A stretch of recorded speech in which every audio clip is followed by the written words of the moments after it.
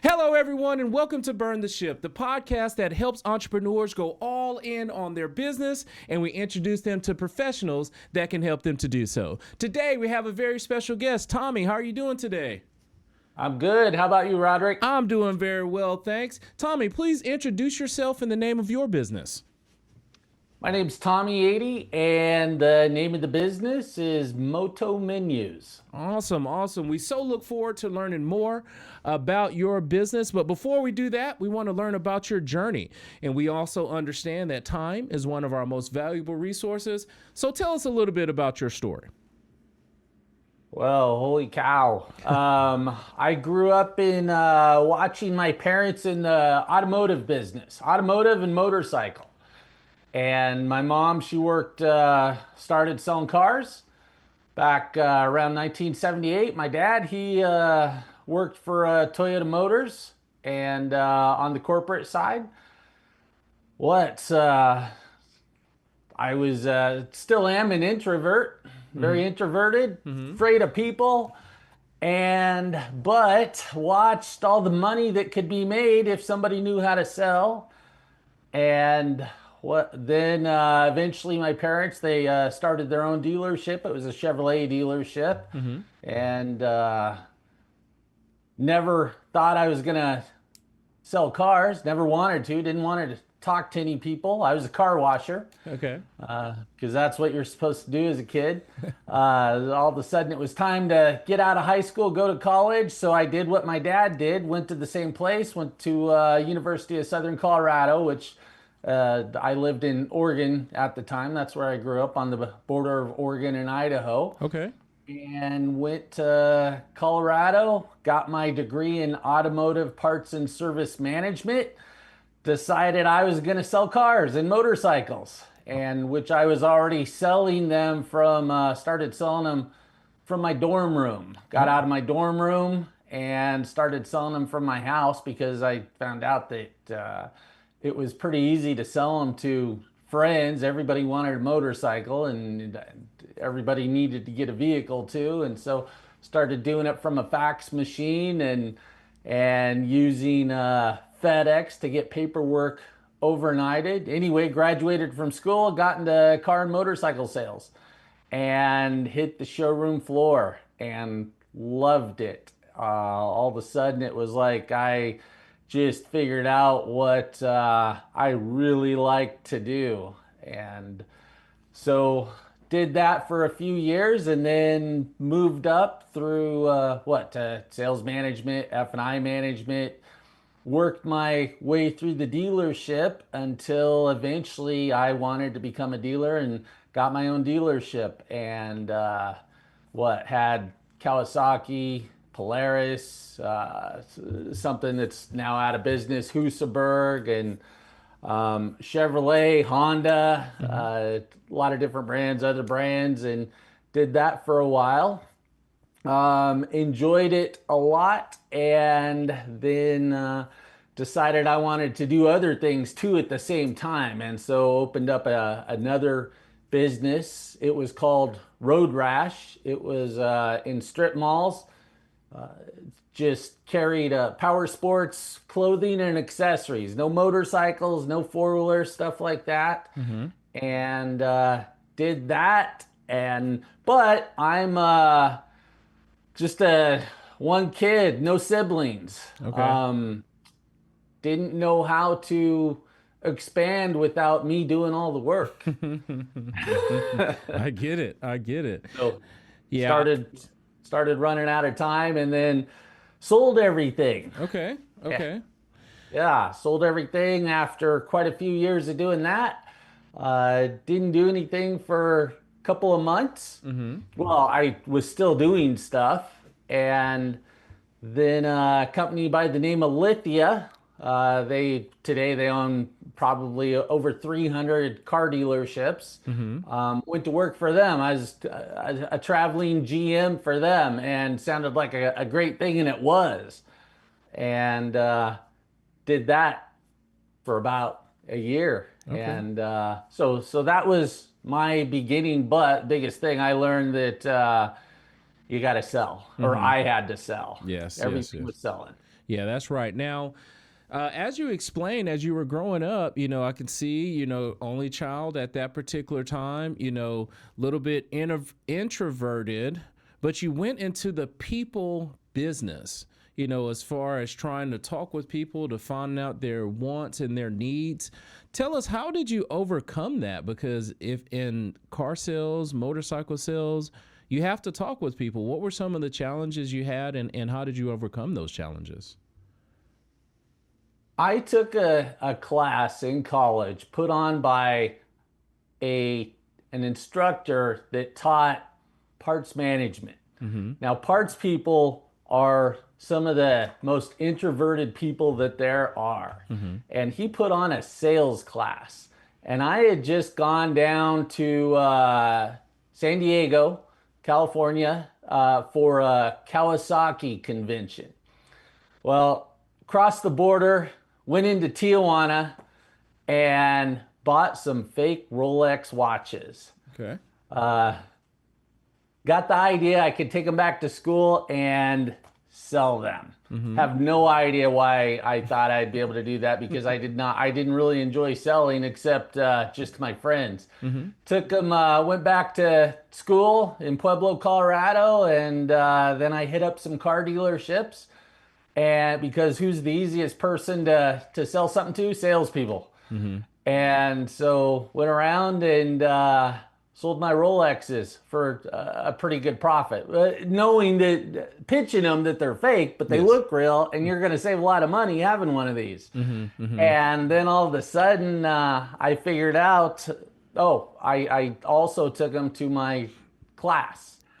And because we had to do an assignment in class, we had to sell something. And so I took my Rolexes in there and I sold them. And then that's when I went around and I started selling them. And then figured out that, you just got to just loosen up and start talking. Nothing bad's going to happen. And it's acting. And I was able to do that. And then all of a sudden that would be over. I'd be done selling for the day, for the hour, whatever it is, back to an introvert. I got you. It sounds like you did like a lot of things that I tell my sales reps, you have to put on the mask. So you have your normal life, you wake up in the morning, you get ready to go, but when you walk into the door, you put on the mask of a salesman, and then you still have your natural internal self. But then for that particular moment or time period, you figured that out early. That's a big thing that I appreciate you sharing, because I tell them all the time, you got to have positive attitude. You got to stay up. You got to stay in the sales mode. But when you get back into your car, you can be whoever you want. And it seems that like you were able to do that. Now, I did want to ask a little bit, and this is just Roderick asking, when it came to the road rash business that you had, was that a little bit more profitable selling the accessories or actually selling the motorcycles and the cars? How was that in comparison to the two? It was, well, the reason it was, less profitable. I knew it was going to be less profitable going into it. I had a friend that was already doing it. He opened up about 30 stores. And I thought, man, if he can do it, but he'd been doing it for a while, and if he can do it, and I saw how well he was doing, I thought, well, I can do that, because I'm a salesperson, and I wanted to get away from having to deal with people. On the dealership side of things, I was getting fed up with customers, with the manufacturers, just I was over it. Didn't want to deal with people anymore, so thought, well, gonna go over to this thing, not have to deal with people, and then found out you still got to deal with people, but now you've got, since there's less money in it, in a strip mall, selling this stuff, and you got to discount some things, buy things right, well, you've got to get more people into your business, more people than you had before. And that was then all of a sudden you're marketing. And you find out that your marketing sucks. And I you got you. can't do what you were doing before in the dealership, which Right. that marketing sucked too. Okay. You just keep throwing money at it because you know you've got to advertise, That's right. but you throw money at it. You don't know if any of it's working, and you think it is. And so, yeah. Anyway, to answer your question, yeah, the road rash thing, it was profitable, but not as profitable as a dealership. Gotcha, gotcha. So you said that you were a traveling GM. How far did they go in? I know they had 30 or so dealerships. Were you all over the country? Were you over there in the Northwest? Tell us about that experience. I was on the West Coast, and so what I do, say Reno, they're based over in what is it, Medford, Oregon. So Reno, Seattle, Boise, or Idaho, Montana, stuff like that. And so what I would do there, because I had a lifetime in dealerships. They had well, at the time, they had about 200 dealerships. Today, they've got over 300 dealerships, publicly traded company. And so, first, I had to go through a 2-week training program. Didn't matter who you were, had to go through their 2-week program to find out what they do, what their processes are, the metrics that they're looking at, and then then I got released Okay. to start going into dealerships and take a dealership that was unprofitable and very quickly figure out what's wrong with it and then get processes put into place, because typically that was it. Something just wasn't being done.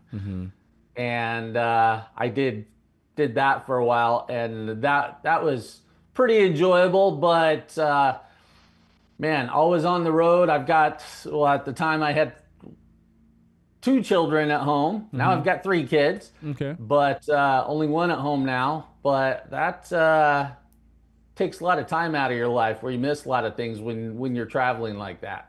Yes, yes. Makes a lot of sense. Now, in you going into these different dealerships, was it a internal problem as far as with the process, or was it a sales process problem? Which one did you see more of? Normally, internal problem, and you know the dealership has to get traffic in the store. And even back then, you had to get internet leads, the phone's got to ring, and traffic has to be pulling on the lot. If that's happening, which all of that gets measured, because you've got door counters, you've got internet leads, easy to track that. Got a certain number of internet leads. And so with the salespeople that are out there customer facing,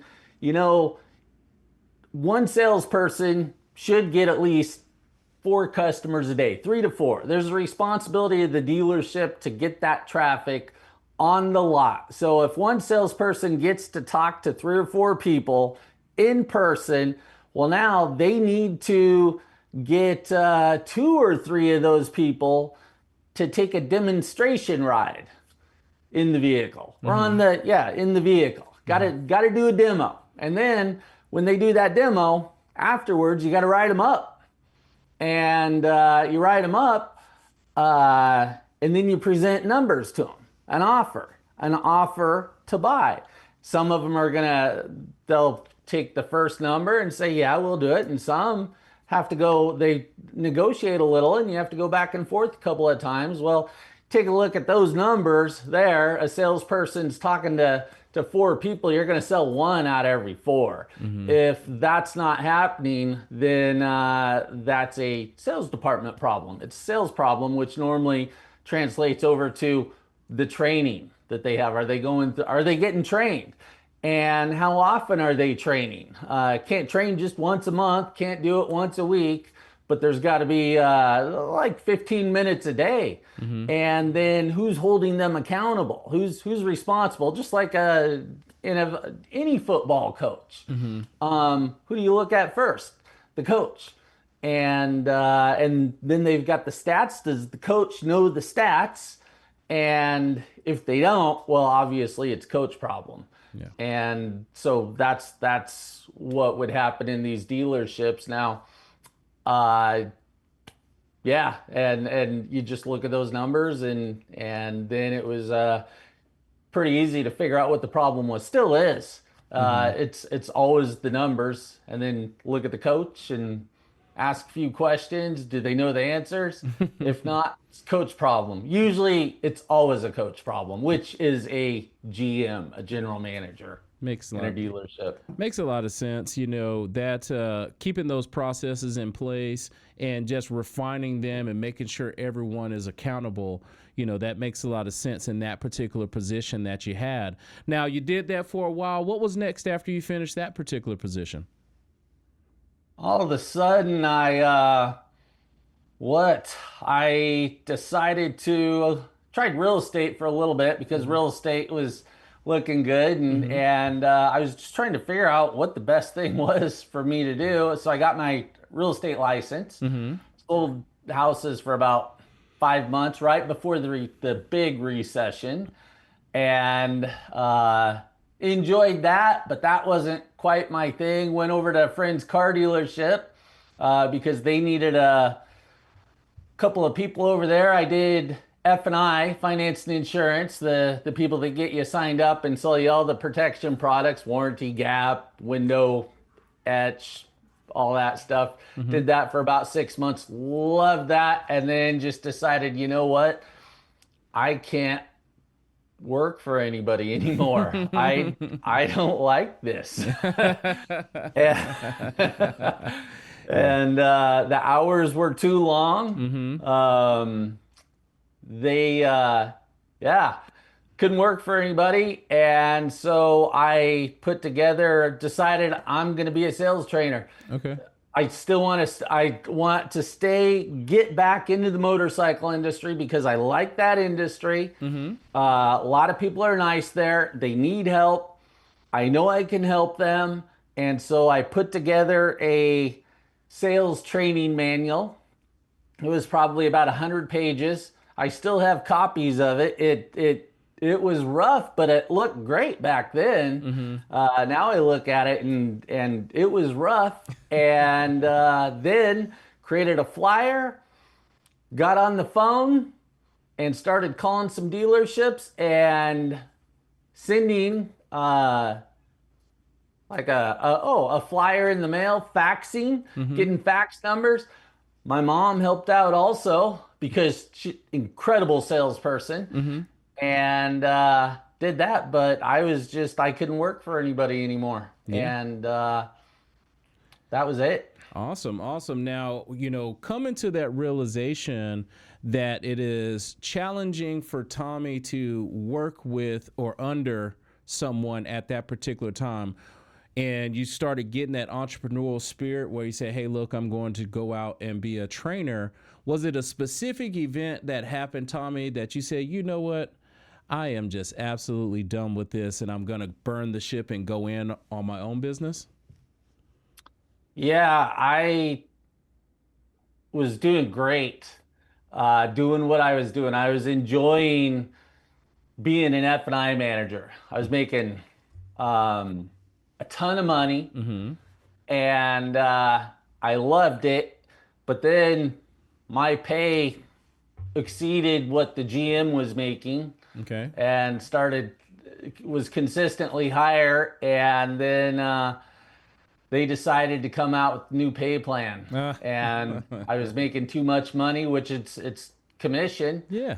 And but when you're making, yeah, I was doing great, having a great time. But when they cut my pay, then that was it. Then I knew that you know what, I'm done. Yeah. And And then I'm out of here. That makes a lot of sense. That is kind of weird though, because if you're making those commissions, that means they're making those commissions. That it's kind of weird why they would penalize you for your success. So I definitely can see how that financial aspect of things will push you out. So now you're going to be a sales trainer. Tell us a little bit about that experience and how you're helping people with that. So, yeah, created my first book and started making phone calls to dealerships, asked for the owner, and then try to get them signed up. Um, Try to get a as many as possible signed up. Reserve a meeting room in a hotel, wherever it was, and show up and do that. And it was great. It was so much fun because might be a 1 day event. Started doing 2 day events and found out they appreciated it. Mm-hmm.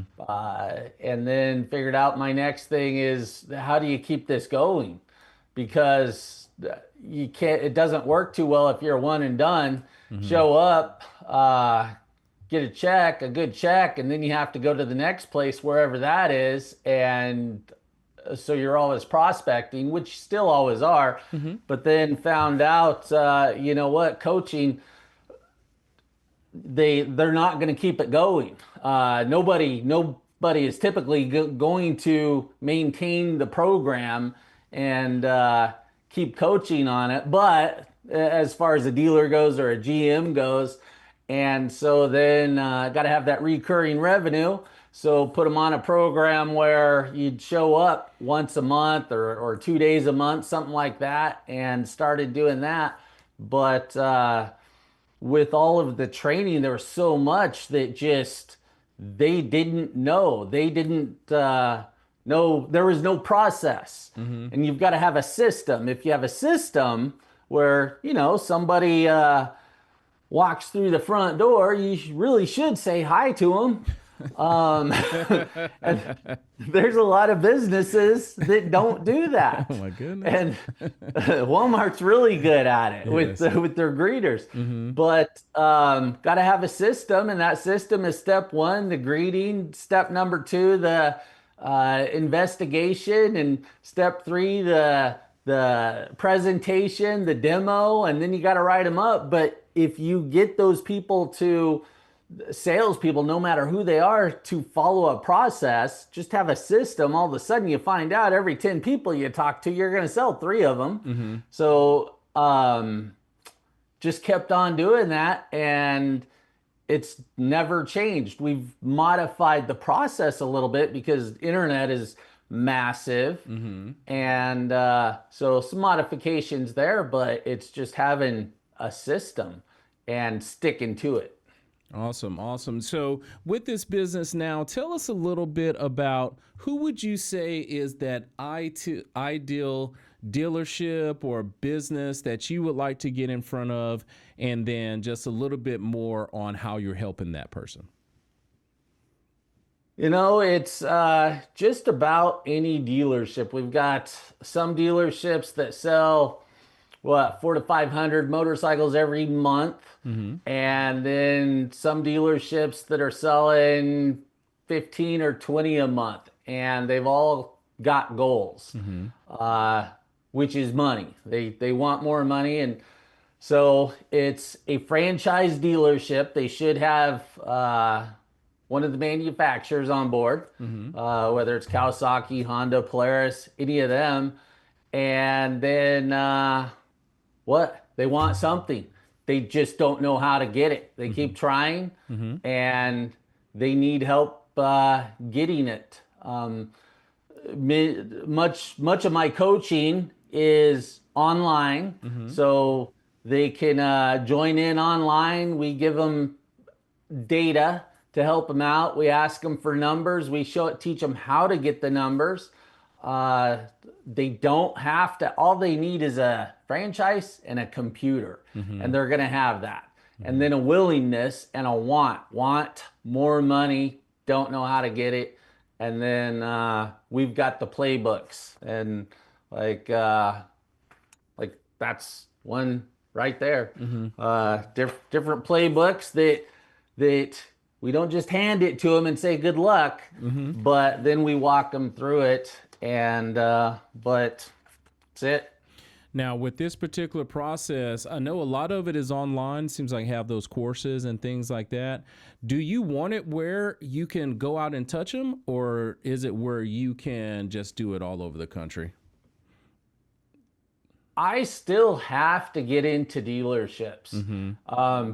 For one thing, I love it. Still enjoy going in there. I go into a limited number of stores every month. And if I don't, then I'm not going to know what they're going through. I'll forget how to do it. I'll forget what customers are like.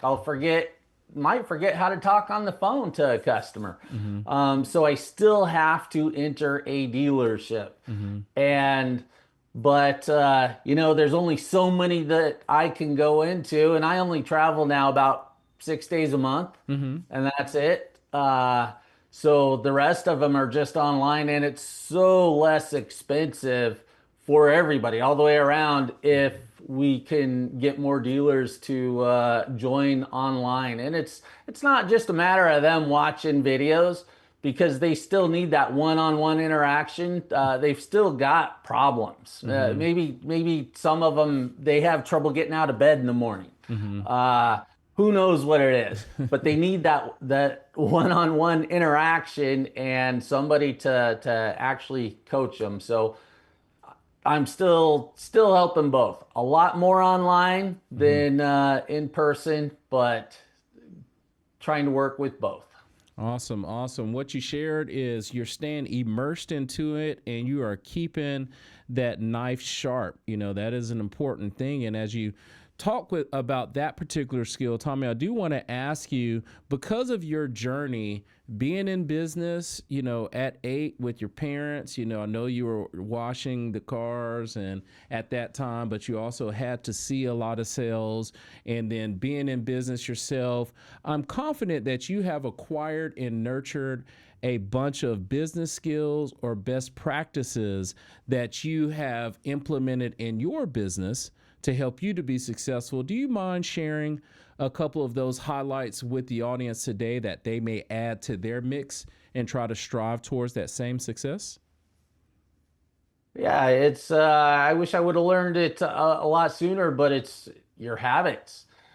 You've got to have the right habits, and try to get rid of the bad habits, get good habits, figure out what those good habits are, and trying to get those habits, that can be very difficult. Get rid of bad habits, take on good habits. And something I've always done is I've got to write them down, and make sure that they're in writing in my planner. And then every single day I know what I've got to do. So it's the habits. The next thing is the activities that you're doing. Sales activities. And I think it goes for every business. I've had a lot of business failures. A lot of people don't know about them. My own family doesn't know about some of them. And they were all because of the wrong habits, doing the wrong activities, because you've got to have sales activities. So my sales activities are, am I doing something that's going to generate some business, some revenue? And if I decide, I think I'm a web designer today, I'm going to play on my website and make some modifications. Well, it's easy to just keep on doing that because it's enjoyable, but I'm the wrong person to be doing it. And the other thing, it doesn't generate any money, me doing that. What generates money is me picking up the phone, sending an email, talking to people. So am I doing the most productive thing possible for the business when I am working? Habits and sales activities. Awesome. Awesome. Thank you so much for sharing those tidbits. Very, very important things. We just read a book called Atomic Habits here at the office, and it talked about how time is going to go forward with or without you. And it's going to go forward if you make good decisions or bad decisions. So I definitely appreciate you highlighting that portion of having good habits, which creates good activities, which then produce great results. So thank you so much for sharing that. Now, Tommy, we've talked a lot about your journey, the business, the habits, and those best practices, but I do want to take some time and talk about yourself. Now, let's just say that you are continuously adding dealerships. You are just getting everyone trained up to go in the right direction, and time and money is no option at all. What is some of the things that Tommy would do with his time? Man, I do most of them already Okay. because got to take care of yourself. And at my daughter's volleyball games, Mm-hmm. constantly love it. Mm-hmm. And but then the other thing is hunting. I love hunting. Right now it's fall Mm-hmm. here in Idaho. And so just finished my archery season, got a nice bull elk. Okay. And what this Friday take off to go rifle hunting. Okay. Love hunting. The other thing is mountain biking. Mm-hmm. I'm an avid mountain biker. Love mountain biking and a lot of trails around here and all over the place. So doing that, and then just I love work too, and Yeah. I do not dislike my job, and Good. so Good. sometimes it's hard to break away. So Mm-hmm. that's what I would be doing: watching volleyball, hunting, mountain biking. Oh, riding dirt bikes too. Right. So Okay. can't leave that Okay. one out because I've been a rider racer forever, Yeah, the yeah, entire time. I could see you being into motorsports since that's something that you've been around your whole life. But I do want to talk a little bit more about your hunting with the archery and the elk you just were able to capture there. How large is it, and how is that? Do you have to sit outside for hours, days tracking it? How is it? Tell us a little bit about that experience. Oh man, it is. So where I park my truck, I park my truck up in the mountains, so Mm-hmm. up in the forest, and then it's about a 4 mile hike to where, or yeah, 4 miles into where I go. It's a roadless area Mm-hmm. and not too many people there. Then it's just a matter of what my last hunt I did about 3,000 feet of elevation, going up and down through the mountains uh, in one day. And then it's just going to having an idea where the elk are, which I've been hunting the same spot for over 30 years now. Okay. Having an idea where the elk are. And during archery season, there's a lot of calling that you do. Um, a lot of blown opportunities and Okay. probably out of every 7 or 8 stalks that you do and you think this is the one but there's a chance it's not. Mm-hmm. It's just like selling. It's all of a sudden they smell you or they see you, they hear you something and they're Gone. gone. Okay. But this one I was going after another big bull at which I blew him out of there. Then I went after another that I knew about, blew him out of there. Okay. And then another one was about 100 yards away and I called him in. And he was a nice 5 point bull. Shot one arrow and I missed. Oh. And all that preparation, which I shoot a lot, Mm-hmm. and I missed. Mm-hmm. And I called him back in. Okay. I didn't lose faith. I think I Okay. could get him to come back in. He came back in 35 yards. I fired another shot. He ran about 60 yards and that was it. And then it's they weigh about once you've got all the I bone them out. You Okay. remove all the meat off of the bones because you don't want to pack bones out. Mm-hmm. They're excess weight. It's about 300 pounds Okay. of meat Okay. and I had to do what total of 4 trips getting them out of there. Mm-hmm. And my hike out to my motorcycle was 1 mile. Oh, okay. So it was what 4 miles out, 300 pounds. I was worn out, Yes. Okay. and then you just feel you feel good, but you're miserable because you hurt. Yes, yes. Thank you so much for sharing that experience. A lot of people don't get to understand what that is, and I can tell how much joy it brings to you. So that's why I want you to share it.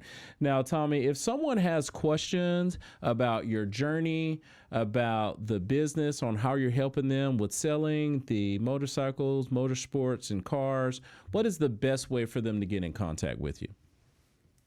It's just my email address. You go to my website. I've got a couple of websites. One of them's Tommy80.com. and Tommy at Tommy80.com. Shoot me an email. It doesn't matter what kind of business somebody's in, because it all transfers over. And something that is very important to do, entrepreneurs have to do, is give help when needed. Doesn't matter how much money somebody has or doesn't have, but can go over to Tommy80.com or go over to MotoMenus. Might be easier to remember that one. And just shoot me an email there. Got email addresses on both of them, and always glad to help. Awesome. Awesome. Thank you so much for sharing that. And we truly do appreciate you coming on the show today, telling about your story, your journey, giving these business tidbits. And we want to honor you, Tommy, by giving you the last word. So, Tommy, please look into the camera and tell the people something good. Take care of yourself. Have fun and take care of yourself. And because if you're not taking care of yourself, can't take care of anybody else. And number one, take care of yourself. Awesome. Awesome. Thank you so much for those wise words.